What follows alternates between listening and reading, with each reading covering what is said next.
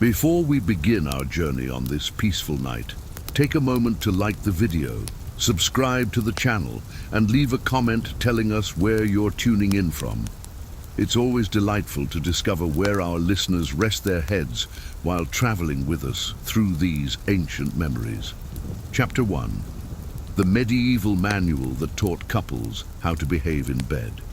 Tonight, I invite you to join me in leafing through the dusty pages of a medieval manual, slowly, curiously, and with a touch of wonder. Not one of those manuals filled with instructions on swordsmanship or sacred prayers, but something far more intimate, more earthly, and perhaps for that very reason, even more revealing. A handwritten book, authored by studious monks or well-meaning lords, that sought to teach how a couple should behave. At the table, in conversation, and beneath the covers.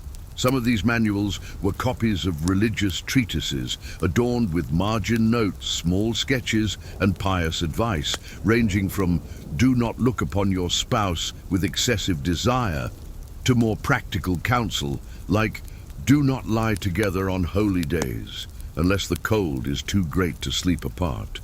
Others, more popular among nobles and merchants, featured lists of desirable conduct, imagined dialogues, and even instructions on the ideal sleeping posture, both physical and spiritual. There was a certain logic behind it all, however strange it may seem today. The body was seen as a vessel, fragile, tempting, prone to error, and marriage as the sacred fence that ought to keep it contained. Loving too much was viewed with suspicion. Touch was regulated. Kisses were measured by the clock of morality. Even silence between spouses had rules. And while good humor was welcomed, laughter should never slip into uncontrollable fits. After all, even laughter, some monks claimed, could open the gates to sin. I remember one such manual, copied onto yellowed parchment and tucked among forgotten volumes in a small abbey in the French countryside. It began with a gentle, almost sweet line: "Let the marital bed be a place of reverence, as the altar is for the divine office." From there, it unfolded into meticulous guidance: when to sleep together, when to keep distance, what words were proper before rest, and even what kinds of dreams should be confessed to the priest the next morning. The authors did not write with malice, at least not in the modern sense. There was genuine concern for order, for safeguarding the soul, and perhaps for ensuring the neighbor's peace as well. Within these pages, one could find everything, from warnings against untimely touches to advice on how a husband should compliment his wife after a meal. "Call her lovely, even if weariness has paled her cheeks," read one passage.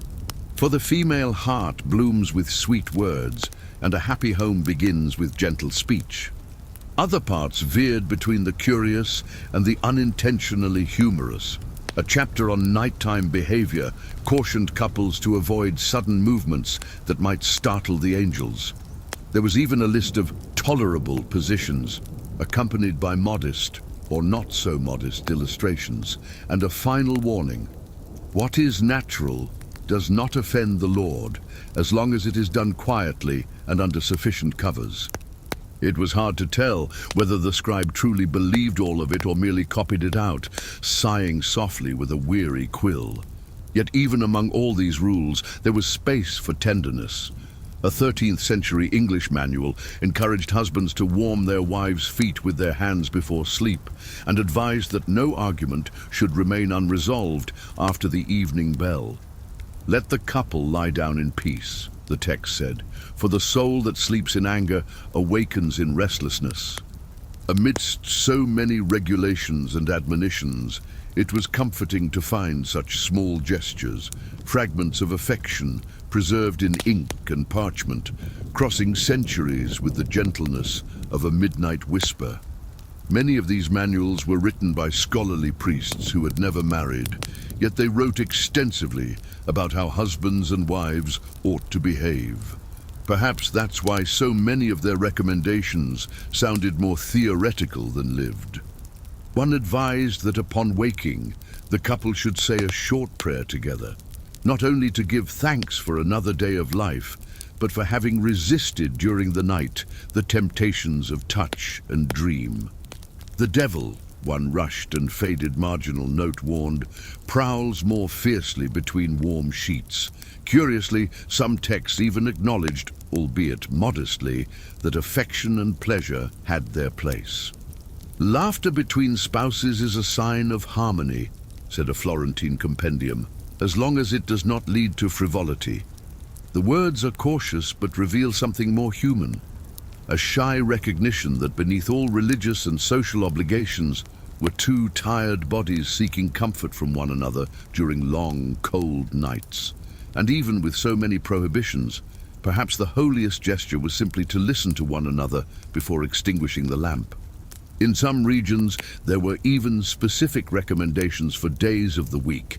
Wednesdays and Fridays, for instance, were generally discouraged for intimacy, not for medical reasons, but out of spiritual concern. Saturday was acceptable in moderation, and Sunday, well, that was far too sacred for anything other than prayer and fasting. That left Mondays, Tuesdays, and Thursdays, and even then, only with caveats, depending on the liturgical calendar, the phase of the moon, and if it were Lent. Not at all. It was like trying to love someone with an almanac on the nightstand and a confessor at the door. Still, couples carried on, adjusting as best they could. Many read the little booklets together by the light of tallow candles. Others listened as their more literate children read aloud, and some memorized the words. Not out of devotion, but because the books were too rare and expensive to leave on the table. These texts didn't just instruct, they connected. Even when they scolded, they gave people something to talk about. Even when they seemed overbearing, they offered comfort. And in the slow rhythm of evenings, between a bowl of thin broth and the dying fire, people turned to them for meaning, for direction, or simply for something to help them fall asleep with a lighter heart. Over time, many of these manuals became family heirlooms, passed from mother to daughter, grandfather to grandson, alongside whispered advice and quiet laughter.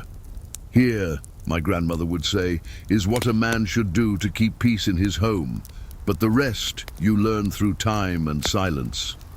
There was a kind of knowledge that slipped between the lines, the spontaneous gesture, the lingering glance, the gentle touch beneath the table. Those things weren't written anywhere, but that's where real life happened, beyond the margins, in the pauses between rules. And perhaps that's why these books, rigid as they may seem today, remain so fascinating. They don't just speak of rules, they speak of attempts, of a world where everything, from laughter to rest, was regulated, and yet people still dreamed, still stumbled, still touched one another gently, or not so gently. Beneath the weight of vigilance and tradition, there was humanity. There was doubt, and there was tenderness, not in the grand proclamations, but in the quietest advice. Like the one tucked away in a worn-out page that simply said, "And if you do not know what to say, offer your ear." Love is also built in silence. And so, on this quiet night, we journeyed through the lines and letters carefully traced by quills held by men who perhaps never loved in the very ways they sought to regulate. We saw the manuals that prescribed days, gestures, words, and silences, that tried to trap affection within narrow margins, like measuring the wind with a ruler. And yet, within those nearly desperate attempts to control the uncontrollable, we glimpsed something deeply human, a longing for closeness, for balance, and for mutual understanding. Tonight, as you lie down, perhaps beneath clean sheets, and with the freedom to say goodnight without consulting the liturgical calendar, think of how many generations have loved under rules, dreamed with guilt, and still carried on. The story of these manuals is not only about restriction, it is also about effort, the effort to make living together possible, to guide the unknown, to give shape to what always slips away. And in that effort, strange as it may seem, there is beauty. Because loving even amid strict norms and excessive advice, has always been, and perhaps always will be, an art of trial and tenderness. Good night, and may your dreams be as light as the turning of an ancient page in the wind. Chapter 2. The Right Time to Love, Forbidden Days and Permitted Moons. I remember a particularly long winter when frost tapped against the wooden windows like cold fingers asking permission to come in. Back then, we lived under the shadow of the parish bell, and every gesture, even the most intimate, followed the rhythm set by sacred calendars. There were nights when the heart whispered with tenderness, but the calendar whispered louder. Even among those who shared the same bed, there were days when love had to wait, not for lack of desire or affection, but because the stars, the saints, and the old fasting chart said, "Not today." In my grandmother's house, there was a small almanac bound in worn leather, its pages stained with wax and margins scribbled in pencil by generations past. Among the moon phases and feast days of the saints, certain days were marked with discreet little crosses, reminders that not every kind of affection was welcome under the watchful eyes of heaven. Wednesdays and Fridays were almost always crossed out, reserved for penance and silence. During Lent, conjugal love became like a candle before an altar, respectful, restrained, trembling in the breath of faith. Sometimes someone would ask, always in hushed tones, always with a glance to make sure the priest wasn't nearby, why so many restrictions if love was sacred within marriage? And the answer was a mixture of tradition, fear, and belief. There were times when the body had to fall silent so the soul could be heard. Full moon nights, they said, were auspicious, when the waters stirred more vigorously and women's wombs seemed to hear the call of creation. But on days of liturgical mourning, or under the cold glow of certain eclipses, even sighs were held in as if they might wake the angels indiscreetly. There were also the so-called clean days, when nothing in the sky, the calendar, or one's conscience opposed shared affection. They were rare and thus quietly celebrated. The elders said love bloomed stronger on such nights, like wheat in a well-watered field, and the children conceived during them would come into the world with blessings in their eyes and strength in their bones. It was common to hear stories of couples who waited patiently, counting the days as if they were counting precious coins, so they could touch one another with the church's blessing and the stars' complicity. Even those who didn't fully understand the rules, and there were many, between fasts, feast days, lunar phases, and folk taboos, still followed them with the kind of faith learned in the cradle. It wasn't so much about obedience, but about belonging. Because loving at the right time meant more than avoiding sin. It meant believing that even desire had its season, like seeds and harvests. And to ignore that ancient rhythm was, in a way, to turn away from the invisible world that guarded the home, and whispered at night between the wooden cracks and the threads of wind. I recall vividly a spring evening when a young couple from the village, newlyweds and shy as owls in daylight, came to my aunt seeking advice. With a piece of sweet bread in hand, as was customary when asking for guidance, they sat nervously by the hearth. It wasn't a question of love, but of timing. They wanted to know whether that night in particular was appropriate. My aunt, who knew the sky's cycles as well as she knew the world's sorrows, leafed through her calendar, touched her rosaries, and with a serene smile said simply, "Tonight, the sky is at peace. May your hearts be too." This trust in the invisible shaped both days and nights. In humbler homes, a piece of parchment was hung near the bed, bearing, in rudimentary Latin or simple symbols, the forbidden days. It was a way to remember that even the body prayed, even when moving silently between coarse linen sheets and woolen covers. And if someone, out of passion or forgetfulness, broke the rules, well, in that case, there was always hope for forgiveness. In the confessional, in a candle discreetly lit at the foot of the altar, or in long nights of vigil, asking the saints to pardon love that came at the wrong time. As time passed, I came to see that these prohibitions were not only barriers, they were rituals. Guarding desire like one guards a fine wine, waiting for the right moment to open it, made everything slower, more sacred. There was something deeply poetic about delaying the touch, about gazing at the other by candlelight, knowing love could not yet be fulfilled. Bodies, then, learned to speak through gestures, through absences, through promises. It was as if silence had its own language, spoken between the sheets and the beating of hearts. It wasn't uncommon for the young to learn these rules more by observation than catechism. They saw their parents sleeping in separate beds during Lent, or their grandfather closing the window to the waning moon, murmuring, "Tonight's not a night for making children." Superstition and commandment walked hand in hand, and no one seemed eager to separate them. Deep down, everyone knew, or at least felt, that love's timing wasn't only about the body, but the soul. And to rush it was sometimes like picking the apple before it ripened. The taste would come, but with bitterness. And then there were the moons. Ah, the moons. The elder women spoke of them as one would speak of old friends, trustworthy and wise, who governed the secrets of the womb and the heart. The waxing moon was good for beginnings and planting. The full moon, they said, made the blood sing in the veins and filled dreams with omens. On those nights, some windows remained ajar, not for the heat, but as a quiet invitation to the winds of desire. And though no science explained it all, you could see the care with which the old women marked the cycles on the kitchen calendar, as if keeping track of the world's heartbeat.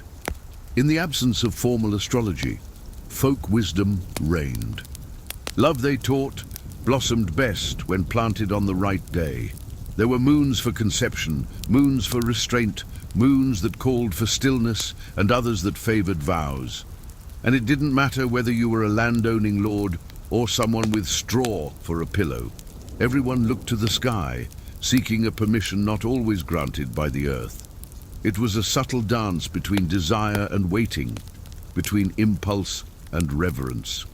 And that dance, as slow as the seasons, taught more about love than any sermon ever could. In time, I understood that to love in that world was not a free gesture, but a path traced between many limits, and yet profoundly beautiful. There was grace in waiting for the right moment, in holding back the touch like one holds a breath so as not to extinguish a flame. Love happened like snow, not when you wished, but when the time was right. And couples, even the most passionate, learned to walk together to that rhythm of faith and superstition, like two travelers sharing the road, even when they couldn't share the bed. And curiously, it was within that rhythm that affection grew stronger. Tenderness became a glance, desire turned into presence, and touch, when it finally came, carried not only warmth, but meaning. It wasn't something taken. It was something granted, allowed, blessed by the stars and by the smudged pages of the calendar pinned beside the bed. And so, between the forbidden days and the permissive moons, medieval love found its space. Small, regulated, but with a depth of tenderness that even centuries could not erase. And so we carried on, generation after generation, learning to love with care, to desire with humility, and to wait with patience. The right time for love wasn't just a saying, it was a way of living. The rules, strict as they may have been, also offered shelter. They were compasses in a world full of uncertainties, where even feelings sought the blessing of something greater. And even when the heart stumbled over its own longing, there was always a candle to light, a psalm to whisper, a new day on the horizon to begin again. Today, as I remember those nights and those calendars embroidered with faith, I feel a kind of quiet longing, a longing for a time when love was not rushed, but a pilgrimage. And perhaps, amid the excesses and beliefs of those ancient souls, There is still something that speaks to us softly, that loving is not always about chasing. Sometimes it's about waiting. Waiting for the right day, the friendly moon, the moment when the world, in silence, gives its consent. Good night, and may your heart's timing find its sky. Chapter 3. Love within marriage and beyond, the paradox of secret romances. It was an autumn evening, the kind where the air carries the sweet scent of damp earth and the leaves crunch underfoot like whispered secrets. I remember it well, for it was on such a night that I first saw the small note tucked between the pages of my cousin Isabeau's Psalter. We were staying at our aunt and uncle's summer house, somewhere between the vineyard and the convent, and the days passed as quietly as the steps of a drowsy nun. But that scrap of parchment, folded with a near reverent delicacy, seemed to pulse with a life of its own, hidden there like a secret waiting for the right moment to breathe. I slowly unfolded the note, careful not to make a sound. The words were few, but they radiated a warmth that contrasted with the cold marble beneath my feet. Tonight, beneath the ash tree, after the last candle. That was all, no signature, no name. And yet something in the curve of the handwriting, winding like the vineyard's vines, confessed more than any Sunday sermon ever could. Stories of forbidden love weren't rare. Peasant girls exchanging ribbons with apprentices, nuns writing Latin verses in code. But seeing such things so close blurred the line between legend and reality. That night, I waited until the house fell into silence. The final creak of wood under our uncle's steps signaled that the wine had finally taken hold, and the dogs, curled up near the hearth, sighed with the peace of those who suspect nothing. I slipped down the corridor like a shadow, barefoot to avoid the floorboards that tended to complain. When I reached the back door, the night air welcomed me with a soft breeze, and there, beneath the moonlight dancing through the leaves, I saw two figures. One was Isabeau. The other, well, it certainly wasn't the suitor her mother had chosen. He wore a dark cloak, plain, but with his hood lowered I could see the restless glint in his eyes. Young eyes, but marked by long nights and whispered promises. There were no urgent words between them, no frantic gestures, only a calm intimacy, as if that meeting were not an escape, but a return. She gave him something small, perhaps a ribbon from her hair or a rose-scented leaf. He, in turn, took from his pocket a crude ring, aged tin, which he placed with reverence in her palm. It was no gift of value, but one of certainty. The kind of certainty that doesn't always fit within vows made at the altar. I stayed there for long minutes, hidden behind the old oak tree that had watched over us since before we were born. Not out of wicked curiosity, but because something in that silent exchange moved me in a way I didn't yet know how to name. Perhaps it was the tenderness with no audience, perhaps the obvious risk. For if they were discovered, Isabeau would be sent to a convent, and he, most likely, to exile or the sword. And yet, there they were, smiling at each other like two souls who had found, even if briefly, a world where desire and duty did not have to war. The next morning the house awoke slowly, as it always did. The scent of rustic bread and rosemary tea lingered in the air, and Isabeau, seated by the window, embroidered with the same serenity as every day. No blush betrayed her thoughts, no hesitation in her fingers. But I noticed she was humming softly, a gentle, unfamiliar tune, as if only she and the wind understood the melody. When our eyes met, she smiled. Not a wide smile, the kind offered to guests or stern aunts, but a discreet, nearly secret one, as if to say, "Yes, I know that you know." And that's all right. Time passed, as it always does, even when we wish certain nights could last forever. Spring arrived, and with it came preparations for Isabeau's marriage to the son of a feudal lord from the northern hills. A good man, they said, with fertile lands and an untarnished reputation. Invitations were sent, fabrics bought, and herbs gathered for ritual baths. But something in her had changed. Not that she seemed sad. No. It was as though she now belonged to two worlds, the one everyone could see, and another made of soft shadows, whispered memories, and notes hidden beneath embroidered pillows. On the eve of the wedding, as the house bustled with laughter, advice, and the clinking of polished silver, I found Isabeau alone in the orchard. She was seated beneath the ash tree, the same from that meeting, her hands resting on her lap, her gaze lost among the leaves. I approached without a word, and she didn't turn but spoke as if already aware I was there. "It's not sadness, you know," she said gently. "It's just that a part of me won't go north. It stays here, among these roots." And she touched the earth beside her, like someone giving thanks for a secret well kept. The wedding happened under a clear sky, with music, wine, and all the expected smiles. Vows were spoken with confidence, and Isabeau walked beside her new husband with the grace of someone who understands the role they must play. But I, who knew her well, saw something in her eyes, not regret nor longing, just something still alive, a soft echo of silent nights, the gentle weight of a tin ring, and the peace of having loved, even if only for a few moons. It wasn't remorse. It was acceptance, as if she were telling herself, "I did what I could," and it was beautiful. Over the years, Isabeau's letters became rare, but they never stopped coming.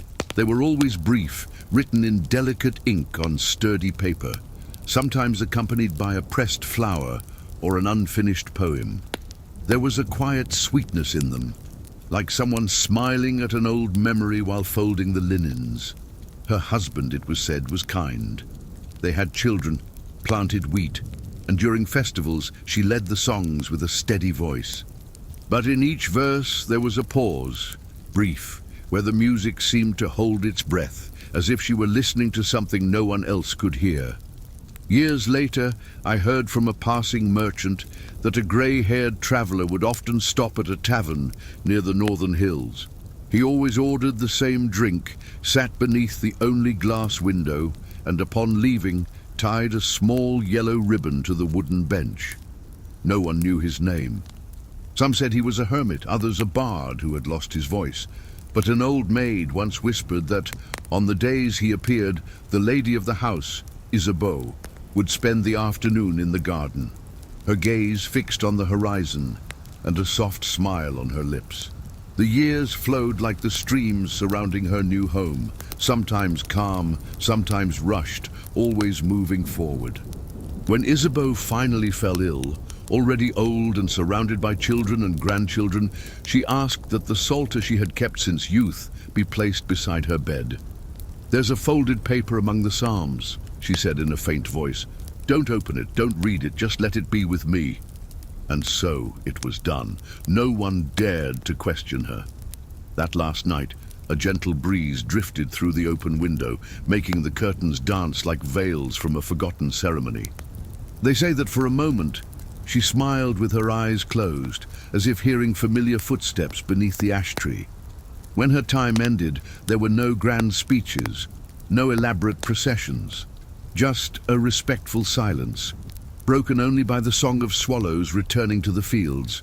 Among her belongings was a small wooden box without a lock. Inside rested a tin ring, a golden ribbon, and a dried ash leaf, still faintly scented with old rose oil. No one could explain the meaning of those objects, but everyone felt, in a calm and deep way, that they belonged to a kind of love that is not written in wedding bands or records, but lives in the margins of memory, where even time dares not tread. Chapter 4. The Lady and the Knight, the Codes of Courtly Seduction. I remember it still, as if it were yesterday, though centuries have passed over my shoulders the first time I saw her. It was autumn, in the old hall of Montfleur Castle, and the soft crackle of torches flickered against the oak panels, as if time itself hesitated there, trapped in a memory.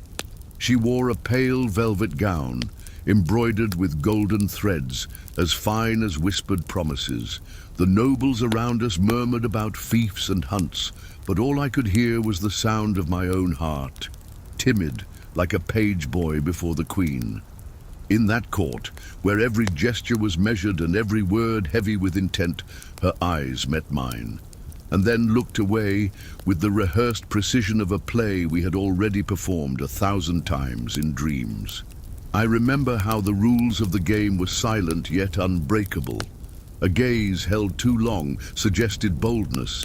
A carelessly folded note slipped between the pages of a book could tremble reputations. It was a dance without music, where every step, every word exchanged behind veils of formality, hid a whole world of longing and restraint. In that society of hierarchies and appearances, to love was a risk taken with velvet gloves and a troubadour's vocabulary. And yet we played, with carefully composed verses, daring metaphors veiled in reverence, and silences thick with everything we could not say. She knew the game well, perhaps better than I. Her words, always gentle, carried subtle double meanings, like rose petals hiding thorns. When we spoke beneath the northern hall's tapestry, our subjects were poetry, astrology, how the swallows had left early that year. Yet under every phrase lingered the promise of something more. The tip of her fingers, adjusting the ties of her own cloak, seemed to write in the air a language meant for me alone. And when she smiled, that slight, slanted, nearly imperceptible smile, I knew I had been accepted into her small, secret court. Then came the letters. Never signed, of course, but scented with lavender and penned in handwriting as precise as an unspoken vow. They were delivered by discreet servants under the pretense of returning a book or sharing garden news. I remember the first one, folded into quarters, sealed with blue wax like her eyes, and bearing only one sentence: "Not all walls are made of stone." I spent the entire night rereading those words, wondering whether they were an invitation, a warning, or both. At court, love and cunning walked hand in hand, and the line between play and truth was as thin as the veil covering her hair at morning mass. As the weeks passed, our private theatre gained new scenes. A quick touch on the forearm, masked by a greeting. A veiled compliment spoken over the sound of a lute she pretended not to hear. A stolen moment in the cloister corridors, where the light from the Gothic windows cast long, conspiratorial shadows. And though nothing was ever spoken plainly, for in that world names and intentions were dangerous, everything was perfectly understood. There was a disciplined tenderness in our silence, as though the mere act of desiring was, in itself, a way of devouring the world. It was during the feast of St. Martin that I understood with serene certainty that she too carried that hidden fire beneath her embroidered sleeves. The hall was aglow with tall candles and soft music, and the nobles danced with the studied elegance of those who know they are being watched. When it came time for me to lead her in the dance, our fingers touched for just an instant, and still it felt as though time exhaled between the stone columns. She said nothing, only looked at me with an expression that mixed sweetness and calculation, as if weighing risks and desires on the same invisible scale. And in that brief turn beneath the iron chandelier, I felt that we had crossed, together, a border from which there was no return. After that, our encounters became rarer, but never less intense. A distant gesture was enough to rekindle everything. She would pass through the inner garden with a book pressed to her chest, and I knew there was a page marked with intent. I would recite a line of Ovid aloud during dinner, and across the hall I'd see the slight tilt of her head in silent approval. It was a love without promises, without oaths under moonlight, and perhaps because of that, even purer in its delicacy. We loved with our eyes, our absences, and the sacred care of not being discovered. I remember clearly one morning when the mist blanketed the field like a sheet of secrets. I was walking to the chapel through November's biting cold when I found her alone under the cloister's arch, watching the fallen leaves swirl like tiny golden omens. For a moment, it was just the two of us. and the silence surrounding us seemed more eloquent than any confession. She spoke softly, barely moving her lips. Had I been born a peasant girl, I would fear less. And then she smiled, like someone holding an entire world inside her, one never to be fully shared. We did not touch, but in that moment, I understood that the deepest feelings sometimes need no body, only space to exist. At the time, the court buzzed with alliances, inheritances, and new blood pacts.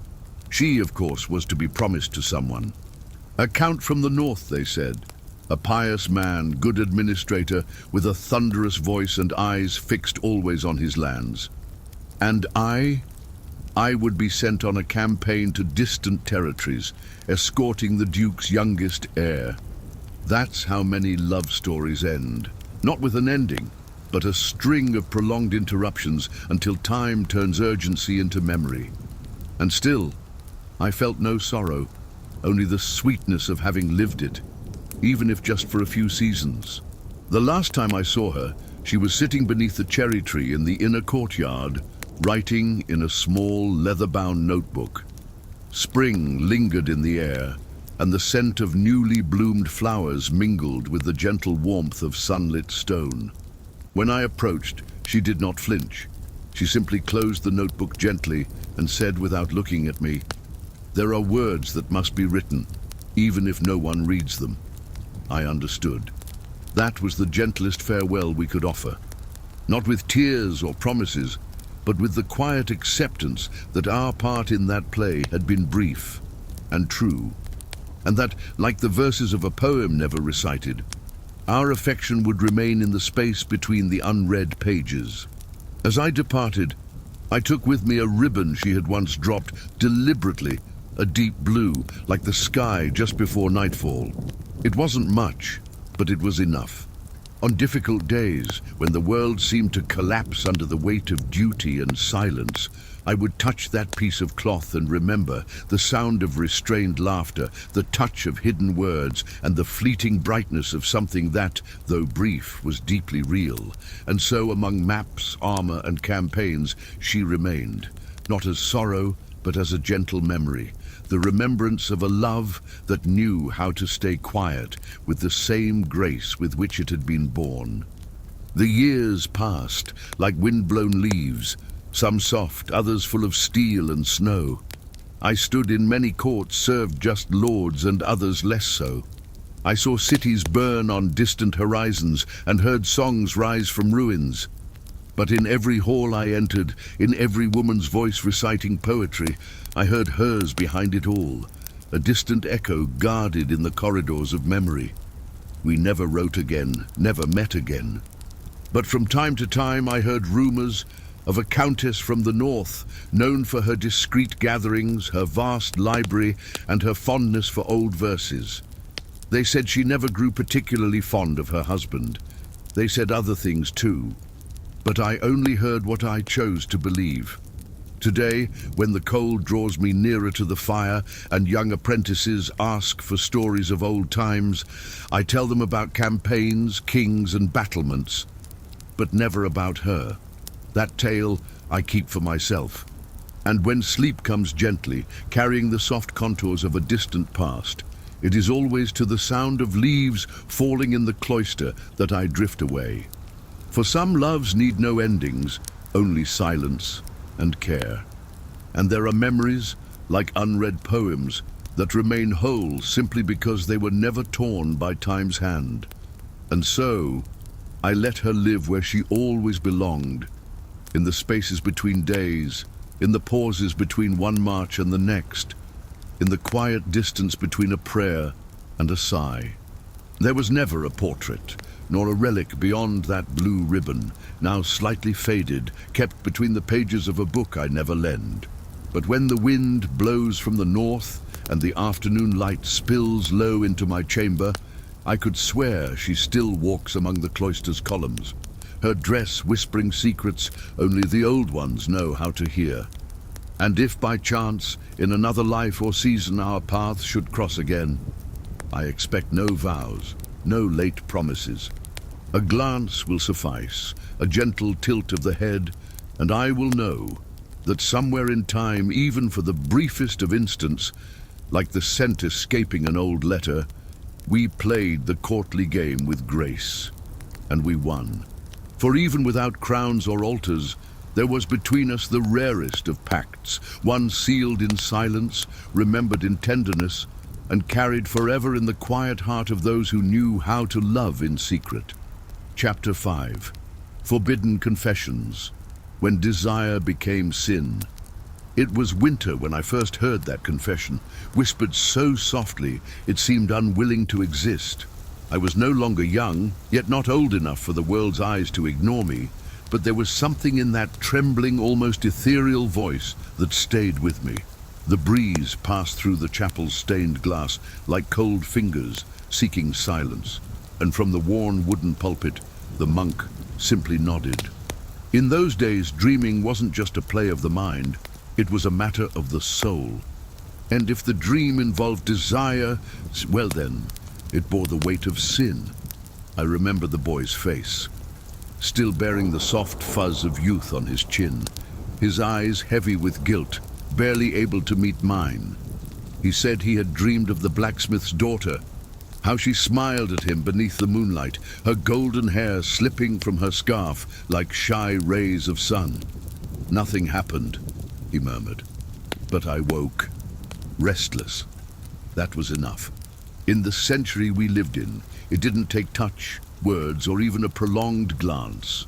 To imagine was enough. To want was enough. Desire was a fire, and the confessional a bucket of lukewarm water trying to douse it with whispered words and stifled tears. The monk, patient, asked if he had fasted, if he had prayed to the patron saint of chastity, if he had slept face down to avoid temptations. That was how one fought the invisible enemy, not with swords, but with disciplines. The body was a fragile wall, and the soul, they said, slipped through any crack. Some wore hair shirts under their tunics, others asked to be watched while they slept, because even in sleep, it was said, the devil whispered images that didn't always seem wrong, but in the morning left the pillow damp with remorse. There were also those who never confessed, not for lack of sin, but for excess of shame. Simple folk who spent their days among hay and smoke, but who, come nightfall, were caught in thoughts they dared not name. Women who awoke blushing from dreams of kisses stolen in the apple orchard, men who avoided the priest's gaze after a feverish night of visions, and even without a word, their eyes carried the weight of someone who believed they owed a debt to heaven. Because in those times, even silence could be suspicious. I remember an old woman who once told me, with a trembling voice, that for decades she had prayed twice before bed, once for the peace of her soul, and once that her dreams wouldn't betray her. She said it wasn't sin that frightened her, but the sweetness that came before it, that fleeting sense of life even knowing it was wrong. That was the dilemma. Sin was terrible, but desire, desire was beautiful, and it was that very beauty that made it dangerous. In the monasteries, where silence was law and one's gaze was always cast downward, dreams still escaped through the cracks of the cells. Young novices woke up breathless, eyes wide, trembling hands beneath their robes. It was common for them to go to the chapel before the first hymn, kneel in haste, and whisper half-memorized Latin prayers, not to be understood, but to be forgiven. There was an unspoken belief that if the soul was cleansed before sunrise, perhaps God would find it clean by morning light. But the truth is, fear didn't always win. Many hid folded scraps of parchment with small love verses, or something even more secret.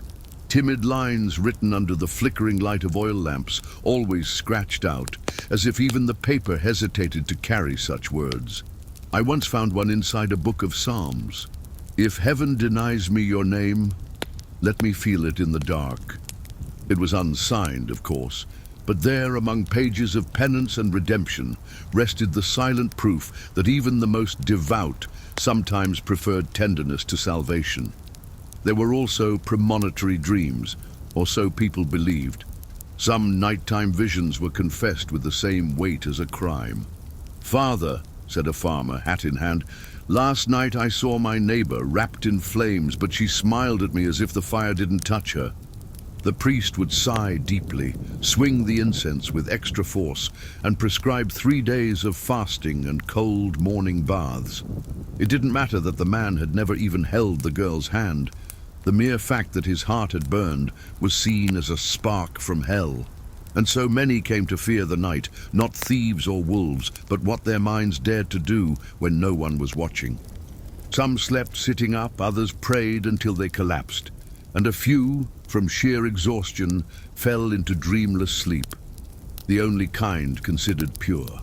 But even then, sometimes a figure emerged in the dark corners of the mind, a memory too sweet, a touch that never happened. And come morning, there they were again, lined up for confession, eyes lowered, hearts conflicted, carrying the old question, why does what makes me feel alive always seem like a mistake? Over time, I learned to recognize that look, the one of someone who came not to confess an act, but a yearning. It was different, more timid, almost childlike, and there was beauty in that, a sad beauty, born of silent inner battles and hopes that didn't dare speak their names. Because deep down, everyone knew the heart had its own paths, and not even the Sunday sermon could always stop it from wandering. The body obeyed, yes, but the soul, the soul wandered through forbidden gardens, while the faithful knelt and begged forgiveness for having loved in secret. Often, forgiveness came quickly. 3 Hail Marys, perhaps a psalm and a candle lit for the Virgin. But peace took time. Because even after the ritual, the desire remained, crouched in some corner of the mind, waiting for night to fall and bloom again. And when darkness returned and the pillow became an accomplice, it took only the scent of rain, a distant sound, or the whisper of the wind to stir everything that in the eyes of men was wrong, but that in the depths of the soul was merely a longing for tenderness. Once an old priest told me, his voice soft and a faint smile on his lips, there are sins that are born not from evil but from beauty, and that is why they are the hardest to forget. He spoke of his youth, of a novice with green eyes who sang psalms as if sharing secrets with the wind. He never touched her, never sought her out, but dreamed of her for years. And even after his ordination, even with his hair white, he still lit a candle for her soul, as if apologizing for a love that never came to be. Perhaps that is the most common and least confessed burden of our ancestors, the weight of what was never lived, but deeply desired.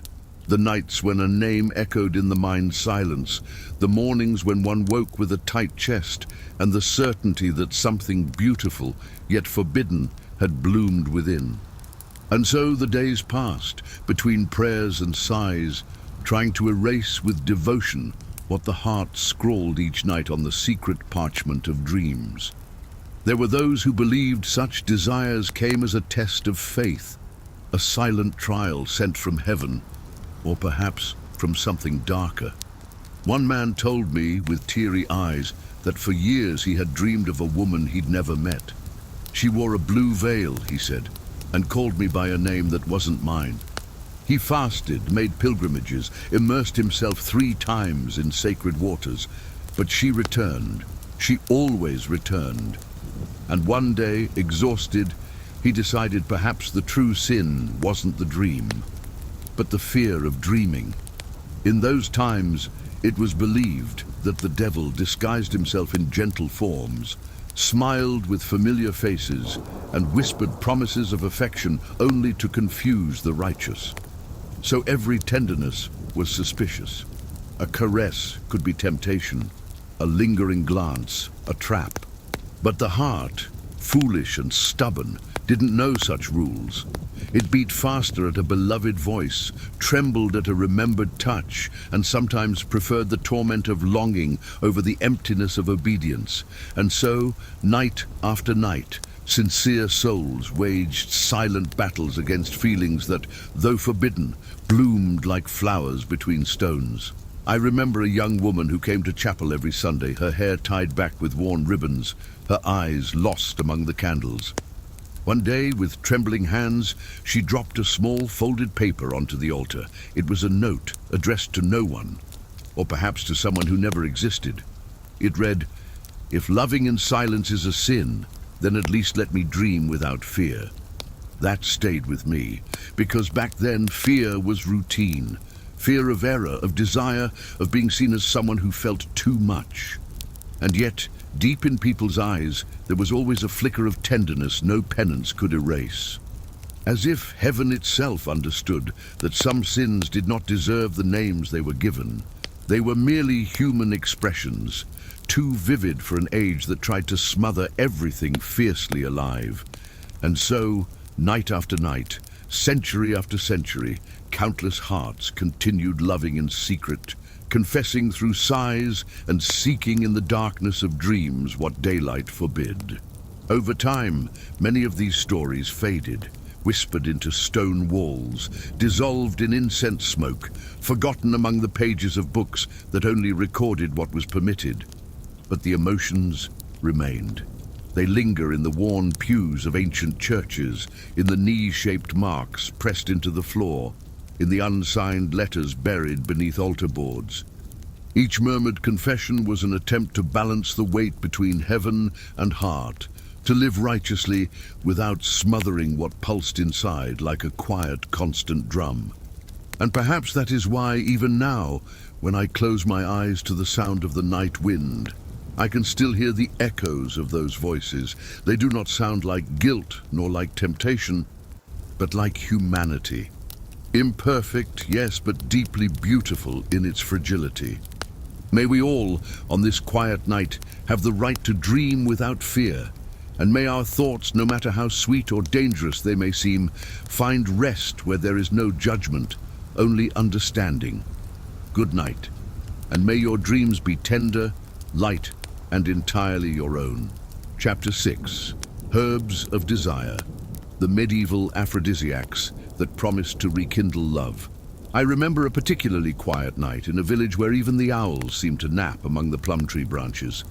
The wind carried a sweet, almost shy scent, a blend of damp wood, dry leaves, and something else. Something warm, enveloping. Inside a small stone cottage, under the flickering light of a tallow lamp, a woman with nimble hands stirred a thick, golden mixture.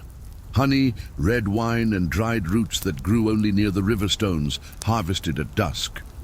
Her husband, a weaver of few words and many yawns, watched curiously, unsure whether it was a tonic for his aching back or a disguised invitation for a different kind of mending. She called it Venus wine, though no one in the village truly knew who Venus was, only that her name carried the promise of warming the blood and softening the long silences between husband and wife. The recipe came from her grandmother, who swore it had rekindled 3 marriages, 1 clandestine romance, and according to whispers, even the vigor of a widowed knight with an unpronounceable name. It was sipped in small doses, always after supper, when the cold crept in and bodies sought refuge not just beneath the blankets, but in each other's eyes. They said the secret wasn't the honey or the wine. It was the way one looked while serving. The ingredients varied with the season and the daring of the one preparing it. Angelica root to encourage laughter, nutmeg to perfume kisses, and dried rose petals soaked in cherry liqueur to remind the body of what routine tried to make it forget. Some added cinnamon, others grated ginger. And there was always someone who insisted on a touch of verbena to chase away the demons of fatigue, as one old midwife would say, laughing. Preparing the potion was, in itself, a ritual of desire, selecting, grinding, stirring, waiting. For love, like the strongest herbs, requires time, gentle heat, and faith in its effects. There were also quiet prayers whispered during the preparation, not spells, but simple blessings passed down through generations who knew that the heart needed words just as much as it needed roots. Let him see me as he did that first day, murmured a young wife as she left the mixture to rest under the crescent moon. Sometimes women gathered in secret to share recipes and confidences, each carrying a small bottle wrapped in linen like a talisman. They spoke not of lust but of tenderness, of learning again how to find each other amidst fatigue and rumpled hay. The men, though they pretended indifference, often watched from the corner of their eyes, acting as if it were just a strong drink for cold nights. Some swore it was women's superstition. Others drank it with silent reverence, as if sensing wisdom in delicate gestures. And there were those who, after a glass of the potion, began to hum old songs by the fire or recite half-remembered verses heard in taverns, flushed from both wine and memory. The potion wasn't magic, and perhaps that's precisely what made it so powerful. One foggy evening, an old herbalist once told me, with smiling eyes and a hushed voice, that the most effective ingredient wasn't any root, but waiting. The soul must be prepared like the body, he said, as he hung rosemary sprigs to dry. He spoke of couples who came from afar, seeking something that would rekindle not only desire, but gentleness, that quiet care lost between harvests, children, and sleepless nights. For them, he brewed a light elixir, perfumed with lavender and anise, saying it was to calm the tongue and soften the pride. There were also potions for forbidden encounters, passed discreetly, wrapped in dark cloths with hasty notes tucked between the bottles. Made with dried apricots, nutmeg, and a touch of clove, they were sipped during whispered dinners where the candle was more accomplice than witness. These mixtures had no fixed recipe. They changed with the desire, with the heart's boldness. And even when the taste was odd or the texture reminiscent of poorly stirred soup, the laughter between sips was enough to make the night unforgettable. I remember particularly an elderly couple whose calloused hands still reached for each other with the shy tenderness of young lovers. Every Friday, after the market, they would stop by the herb stall and ask for the same blend: dark honey, a bit of blackberry wine, and a pinch of valerian root. They claimed it was for joint pain and sleep, but their eyes told another story. They sat together at their doorstep, sipping slowly as the sun dipped behind the mill, laughing at things only they remembered. Their love didn't burn. It glowed gently, like embers sheltered from the wind. Not all results were glorious, of course. Sometimes the potion caused hiccups, grimaces, or a night of restless dreams. Some added too much ginger and spent hours sweating like a festival hog. Others used sour wine and ended up arguing about last year's harvest. But even the failures had their charm, for there, between the laughter and small accidents, a kind of intimacy bloomed that time and age could not erase. It was about the gesture more than the taste, about trying. In smaller villages, usually one woman kept the secrets of these blends, often a healer, a midwife, or a wise widow with more patience than teeth. They called her with respect, sometimes with caution, but always with hope. She knew what each herb stirred, which one warmed, which soothed, which made the blood dance faster. They said her touch alone could turn simple wine into an invitation. In her cabin, among clay pots and garlic strings, potions of enveloping aromas were born, the kind that made even silence feel promising.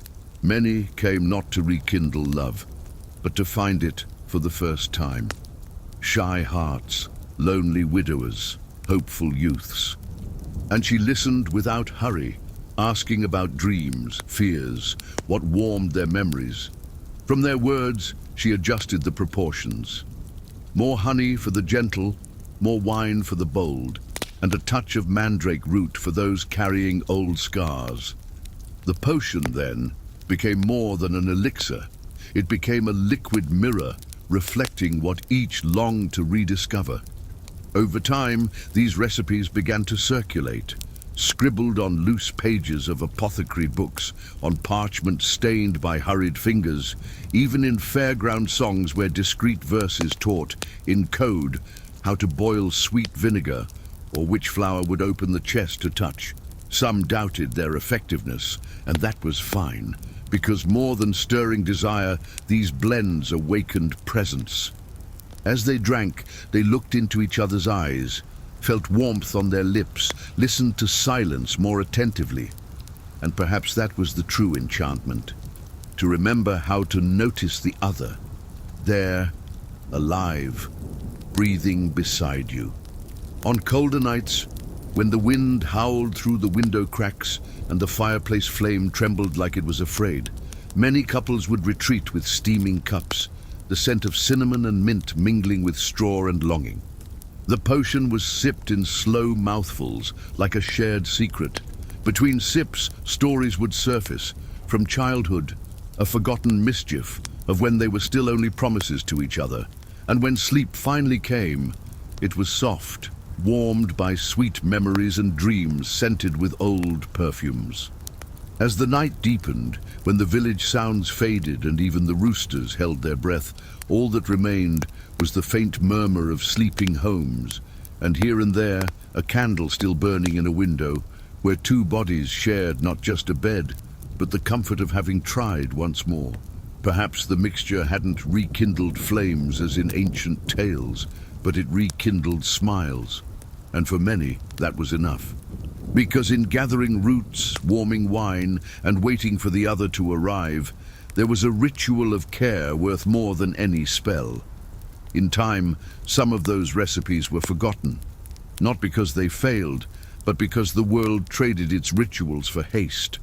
Still, in a few hidden kitchens, some continue the tradition. They stir honey into wine with reverence, crush dried petals with the back of a wooden spoon, and offer the cup with gentle eyes and old promises. They say that those who drink without mockery, who savor with listening, can still feel the effect. A quiet warmth in the chest, a faint blush on the cheeks, and that sudden urge to reach for the other's hand, like finding home. And so, the herbs of desire still exist, discreet, perhaps hidden beneath new names and modern bottles. They don't live only on the shelves of old apothecaries, but in small gestures. A tea brewed in silence, a kiss before the light goes out, a blanket offered without being asked. The spirit of those old potions still lingers with those who insist not on reigniting passion alone, but the warmth of presence, the kind that remains even when time chills the bones and bends the shoulders. So when the night feels too long, or the heart heavier than the body, remember these gentle recipes, these ancient rituals. Perhaps all it takes is a bit of honey, a pinch of courage, and a gaze that lingers just a little longer. Because in the end, the true aphrodisiac may be this: the choice to continue, to try again, to warm one's hands with the hands of another. Good night, time traveler. May your dreams be as sweet as mulled wine and as quiet as a secret shared beneath the stars.